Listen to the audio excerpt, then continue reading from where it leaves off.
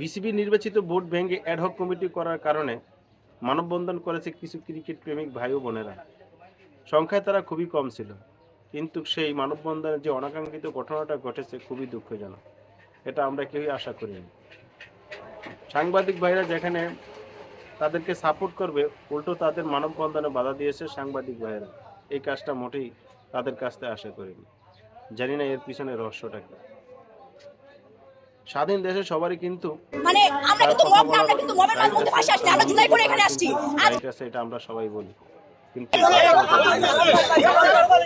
এর আগে ফারুক আহমেদের বিপক্ষে কিন্তু মানববন্ধন করা হয়েছে এবং বুলবুল সাহেবের বিপক্ষে কিন্তু মানববন্ধন করেছিল, কিন্তু সেখানে আমাদের সাংবাদিক ভাইরা কিন্তু এই ভূমিকা পালন করেনি।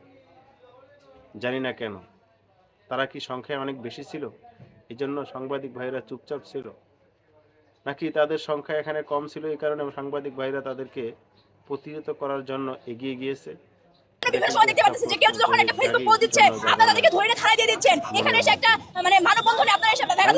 যেখানে তাদেরকে সাপোর্ট করবে, উল্টো তারা দেখলাম যে তাদের সাথে ভাগবিন্দু জড়িত হয়েছে। যেখানে 5-10 জন সাংবাদিক ভাই আর একজন সে একাই সবাইকে রুখে দেওয়ার চেষ্টা করছে।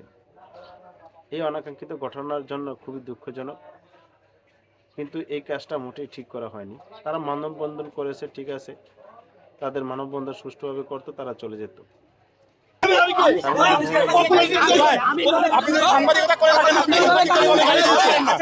এই নিউজটা করতেও পারতো, নাও করতে পারতো, এটা তাদের ব্যক্তিগত ব্যাপার, কোনো সমস্যা ছিল না, কিন্তু উল্টা তারা সরে গিয়েছে। কি একটা অবস্থা যে ঘটেছে, খুবই দুঃখজনক। এটা ভাষায় প্রকাশ করার মতো না। আসলে বুঝতে পারতেছি না এই বিসিবি কোন দিকে চলছে। খুবই আফসোস। ক্রিকেট প্রেমীদের জন্য হতাশাজনক এরকম একটা দিন দেখতে হবে। এই দিনটা দেখার জন্য কেউই প্রস্তুত ছিল না। হয়তোবা সেখানে পুলিশ বাধা দিতে পারতো, সেখানে অন্য কোনো একটা হয়তো, কিন্তু সাংবাদিক ভাইয়েরা এই ধরনের কাজ করবে এটা কিন্তু নেটিজেনেরা মোটেই মেনে নিতে পারতেছেন। আর এই নিউজটা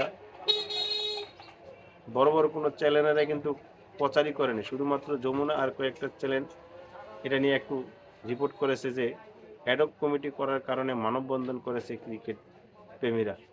আর ম্যাক্সিমাম যারা দেখলাম আসলে এটা মানে তারা ফুটেজটা কভার করছে, ঠিক আছে, কিন্তু তারা কিন্তু প্রচার করেনি।